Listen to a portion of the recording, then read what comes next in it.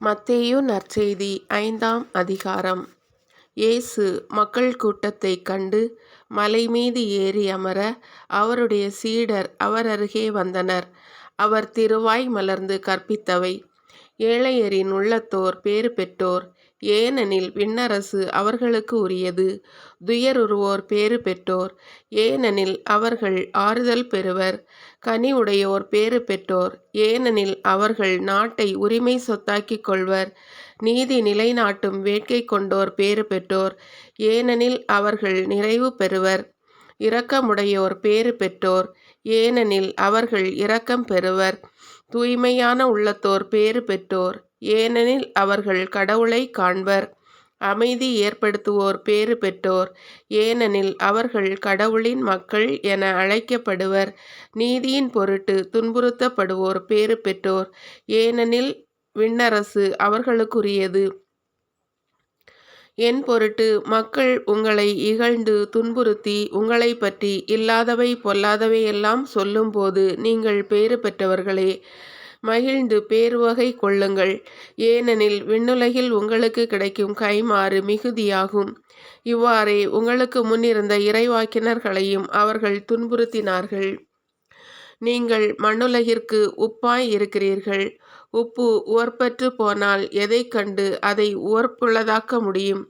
அது வெளியில் கொட்டப்பட்டு மனிதரால் மிதிப்படும், வேறு ஒன்றுக்கும் உதவாது. நீங்கள் உலகிற்கு ஒளியாய் இருக்கிறீர்கள். மலைமேல் இருக்கும் நகர் மறைவாய் இருக்க முடியாது. எவரும் விளக்கை ஏற்றி மரக்காலுக்குள் வைப்பதில்லை, மாறாக விளக்கு தண்டின் மீதே வைப்பர். அப்பொழுதுதான் அது வீட்டிலுள்ள அனைவருக்கும் ஒளி தரும். இவ்வாறே உங்கள் ஒளி மனிதர் முன் ஒளிர்க. அப்பொழுது அவர்கள் உங்கள் நற்செயல்களைக் கண்டு உங்கள் விண்ணக தந்தையை போற்றி புகழ்வார்கள். திருச்சட்டத்தையோ இறைவாக்குகளையோ நான் அழிக்க வந்தேன் என நீங்கள் எண்ண வேண்டாம். அவற்றை அழிப்பதற்கல்ல, நிறைவேற்றுவதற்கே வந்தேன். விண்ணும் மண்ணும் ஒழிந்து போகுமுன் திருச்சட்டம் யாவும் நிறைவேறும். அதன் ஒரு சிற்றெழுத்தோ ஒரு புள்ளியோ ஒழியாது என உறுதியாக உங்களுக்கு சொல்லுகிறேன். எனவே இக்கட்டளைகளில் மிக சிறியது ஒன்றையேனும் மீறி அவ்வாறே மக்களுக்கும் கற்பிக்கிறவர் விண்ணரசில் மிகச் சிறியவர் என கருதப்படுவார். இவை அனைத்தையும் கடைபிடித்து கற்பிக்கிறவரோ விண்ணரசில் பெரியவர் என கருதப்படுவார். மறைநூல் அறிஞர் பரிசேயர் ஆகியோரின் நெறியை விட உங்கள் நெறி சிறந்திருக்கட்டும். இல்லையெனில் நீங்கள் விண்ணரசுக்குள் புக முடியாது என உங்களுக்கு சொல்கிறேன். கொலை செய்யாதே, கொலை செய்கிறவர் எவரும் தண்டனை தீர்ப்புக்கு ஆளாவார் என்று முற்காலத்தவருக்கு கூறப்பட்டிருப்பதை கேள்விப்பட்டிருக்கிறீர்கள். ஆனால் நான் உங்களுக்கு சொல்கிறேன், தம் சகோதரர் சகோதரிகளிடம் சினம் கொள்ளுகிறவர் தண்டனை தீர்ப்புக்கு ஆளாவார். தம் சகோதரரையோ சகோதரியையோ முட்டாளே என்பவர் தொலைபீச்சங்க தீர்ப்புக்கு ஆளாவார். அறிவிலியே என்பவர் எரி நரகத்துக்கு ஆளாவார். ஆகையால் நீங்கள் உங்கள் காணிக்கைகளை பலிபீடத்தில் செலுத்த வரும்பொழுது உங்கள் சகோதரர் சகோதரிகள் எவருக்கும் உங்கள் மேல் ஏதோ மனத்தாங்கல் உண்டென அங்கே நினைவுற்றால், அங்கேயே பலிபீடத்தின் முன் உங்கள் காணிக்கையை வைத்துவிட்டு போய் முதலில் அவரிடம் நல்லுறவு ஏற்படுத்தி கொள்ளுங்கள். பின்பு வந்து உங்கள் காணிக்கையை செலுத்துங்கள். உங்கள் எதிரி உங்களை நீதிமன்றத்துக்கு கூட்டிச் செல்லும்போது வழியிலேயே அவருடன் விரைவாக உடன்பாடு செய்து கொள்ளுங்கள். இல்லையேல் உங்கள் எதிரி நடுவரிடம் உங்களை ஒப்படைப்பார். நடுவர் காவலரிடம் ஒப்படைக்க நீங்கள் சிறையில் அடைக்கப்படுவீர்கள். கடைசி காசு வரை திரும்பச் செலுத்தாமல் அங்கிருந்து வெளியேற மாட்டீர்கள் என உறுதியாக உங்களுக்கு சொல்கிறேன். விபச்சாரம் செய்யாதே என கூறப்பட்டிருப்பதை கேள்விப்பட்டிருக்கிறீர்கள். ஆனால் நான் உங்களுக்கு சொல்லுகிறேன், ஒரு பெண்ணை இச்சையுடன் நோக்கும் எவரும் தம் உள்ளத்தால் ஏற்கனவே அப்பெண்ணோடு விபச்சாரம் செய்தாயிற்று.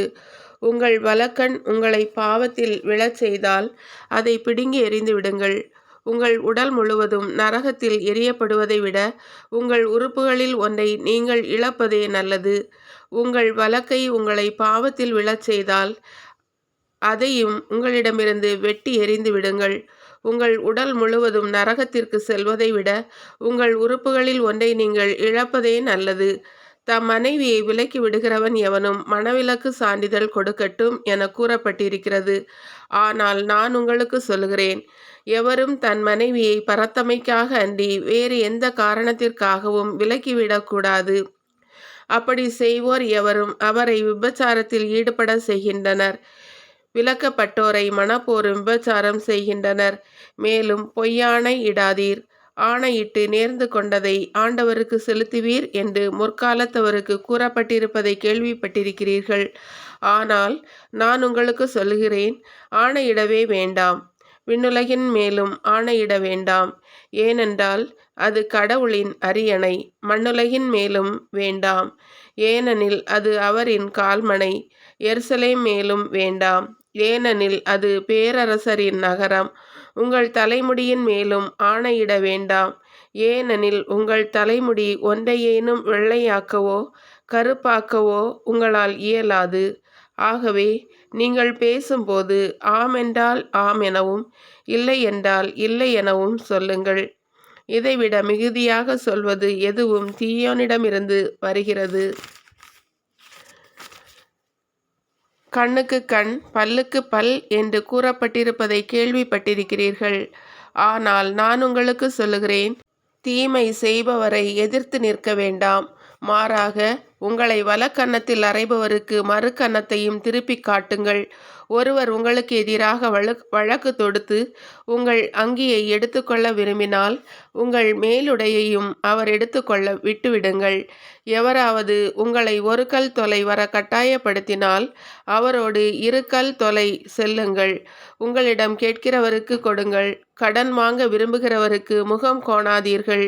உனக்கு அடுத்திருப்பவரிடம் அன்பு கூர்வாயாக, பகைவரிடம் வெறுப்பு கொள்வாயாக என கூறப்பட்டிருப்பதை கேட்டிருக்கிறீர்கள். ஆனால் நான் உங்களுக்கு சொல்கிறேன், உங்கள் பகைவரிடமும் அன்பு கூறுங்கள், உங்களை துன்புறுத்துவோருக்காக இறைவனிடம் வேண்டுங்கள். இப்படி செய்வதால் நீங்கள் விண்ணக தந்தையின் மக்கள் ஆவீர்கள். ஏனெனில் அவர் நல்லோர் மேலும் தீயோர் மேலும் தம் கதிரவனை உதித்தெழச் செய்கிறார். நேர்மையுள்ளோர் மேலும் நேர்மையற்றோர் மேலும் மழை பெய்யச் செய்கிறார். உங்களிடத்தில் அன்பு செலுத்துவோரிடமே நீங்கள் அன்பு செலுத்துவீர்களானால் உங்களுக்கு என்ன கைமாறு கிடைக்கும்? வரி தண்டுவோரும் இவ்வாறு செய்வதில்லையா?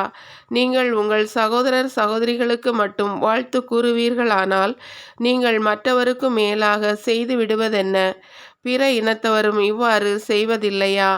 ஆதலால் உங்கள் விண்ணக தந்தை நிறை உள்ளவராய் இருப்பது போல நீங்களும் நிறையுள்ளவர்களாய் இருங்கள்.